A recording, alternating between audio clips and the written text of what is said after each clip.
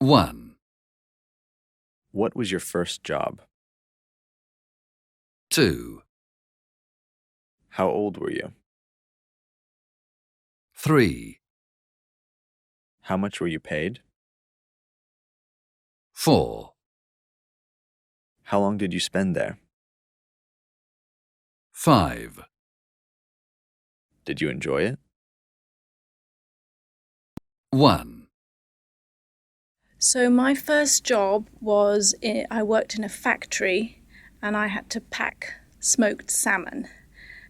I worked there for, I think I only lasted 1 day because I really didn't like it. And I did this work when I was about 16. I was still a student and this was a holiday job to earn some extra money. And the money I got was, I think, £3.50 an hour, which was minimum wage at the time. 2, My first job I got in high school, and I had that job for 2 years, and I worked at a toy store across the street from my high school. It was a very good experience because the people who owned the shop lived down the street from my parents' house, and they used to have us round for really big Christmas parties. I think I was paid $5.85 an hour when I first started. 3, My first job was a job I got at the age of 17. I believe I worked in a photographic kiosk, let's say in Durban in South Africa. I was paid cash on a weekly basis every Saturday. It was a weekend job, which I was doing to earn some pocket money really, but it was very interesting. I would process camera film for customers who would come in with their cameras, and I would process their film and print their photos for them. It was a fun job and I did enjoy it. 4, My first ever job was when I was 16 and I worked at a fast food restaurant.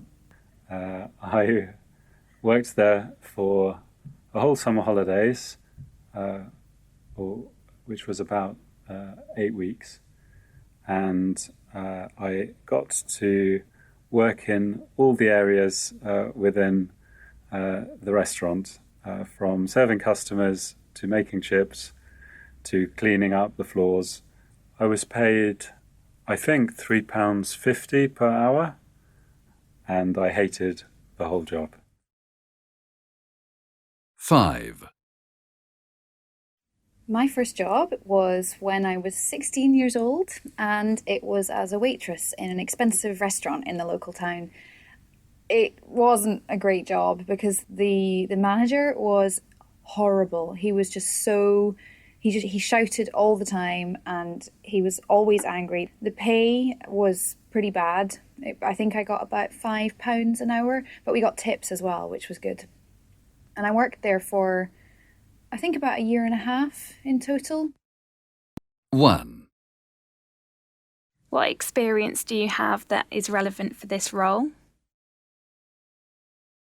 2, What qualifications do you have? 3, Have you worked in a similar job before?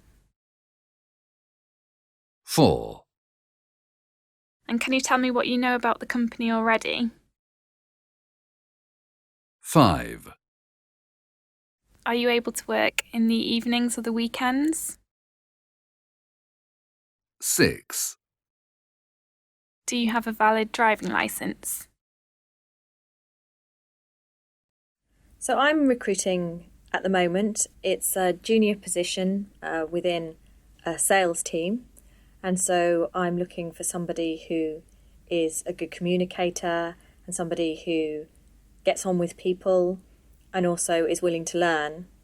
So what I look for in my candidate is somebody who's thought about the company that they're going to work for, so they've done some research, that they are open in their communication and that they can express themselves clearly, that they can demonstrate a willingness to learn. Experience is important when you're employing somebody, but if they're a young graduate, it's not always essential. It's more that they can demonstrate they can learn. When a candidate turns up, first impressions do count. So it's important to think about how you're dressed. Dressing smartly gives a good impression. To smile, a good handshake. A handshake is very important because it gives a positive impression.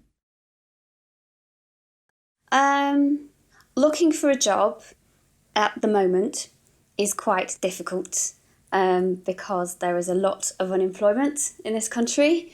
I am lucky because I have 7 years of work experience, which means that I don't need to look for very long in order to get a job. I also have worked in the same sector for a long time, which means that I have a lot of experience. So if a job comes up in that sector, I've got a good chance of getting it. And I do all the usual things. I've got an updated CV, which I tailor depending on which job I'm applying for. I have gone to many different agencies, and that's the way I've got actually all of my jobs in this sector, through agencies. But there's also a very good website called Charity Job, which basically any job that comes up in a charity that is advertised, you'll find on that website. Looking for a job can be quite hard. It's hard to motivate yourself when you don't have structure to your days. So you have to be very disciplined with yourself. You have to make sure that you don't just sleep in and watch daytime TV. You actually make sure that you're applying every single day. 1. I look after kids after school. They come to my house and I help them with their homework and make them an afternoon snack. 2. I translate technical documents from English into German. 3. I prepare the menus and the food for events and parties. Generally I work at home, but sometimes I have to go out to meet clients. 4.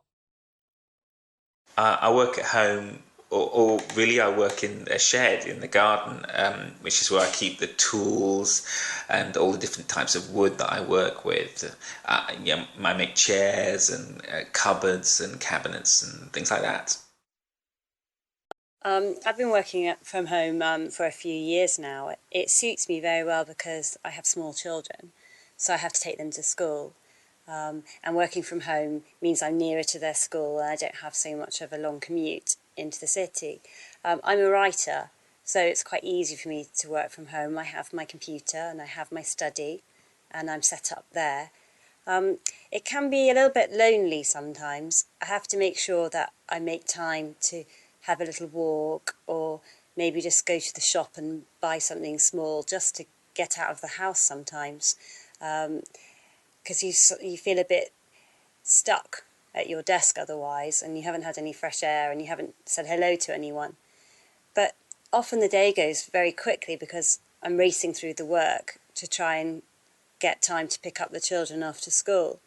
I find I'm quite productive at home. You have to be quite self-disciplined in that you're the one who makes yourself work. There's no one there telling you what to do. Which would be easier sometimes. But I enjoy working from home. I like it. I work in an office Monday to Thursday, and on Fridays I work from home because I live quite far from my office. It's about an hour's drive.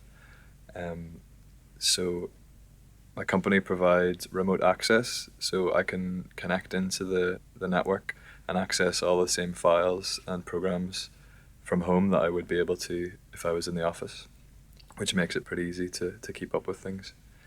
It's good because it's a lot more relaxed and gives you time to go out and do errands and other jobs around the house, which you don't always have time for. Although I do miss being able to just go up to someone and ask a question, because you kind of rely on email and phone calls, which aren't always as good as just getting someone face to face at their desk and asking them what you need to know. It can be hard to stay motivated just because there's a lot more distractions around the house than there would be in the office.